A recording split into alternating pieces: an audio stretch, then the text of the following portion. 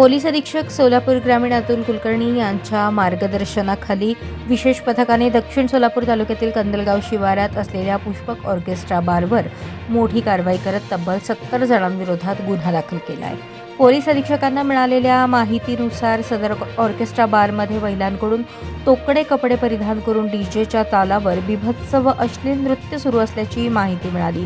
त्या अनुषंगाने विशेष पथकास कारवाईचे आदेश देण्यात आले। विशेष पथकाने मंद्रुप पोलीस ठाणे हद्दीतील कंदलगाव येथील पुष्पक ऑर्केस्ट्रा बारवर छापा टाकला असता 12 बारबाला या अश्लील हावभाव व नृत्य करताना तसेच 55 ग्राहक नृत्यांगनांवर नोटा सदृश कुपन उधळताना व अश्लील हावभाव करताना आढळून आले। या प्रकरणी ऑर्केस्ट्रा बारचा चालक भारत राजाराम तांबे राहणार शिवाजीनगर बाळे व मालक रोहित पांडुरंग चव्हाण राणा सोलापूर यांच्यासह एकूण 70 जणांविरुद्ध मंद्रुप पोलीस ठाण्यात गुन्हा दाखल करण्यात आला आहे। सदर प्रकरणात महाराष्ट्र हॉटेल उपगृहे व मद्यपान कक्षमधील नृत्य व अश्लील नृत्यावर प्रतिबंध अधिनियम 2016 चे कलम 38124 तसेच भारतीय न्याय संहिता कलम 296(3)(5) अन्वये गुन्हा दाखल करण्यात आला आहे। कारवाई दरम्यान 56,01,890 रुपयांचे डीजे साहित्य, ऑर्केस्ट्रा बारवरील साहित्य, वाहने, मोबाईल फोन जप्त करण्यात आले आहेत।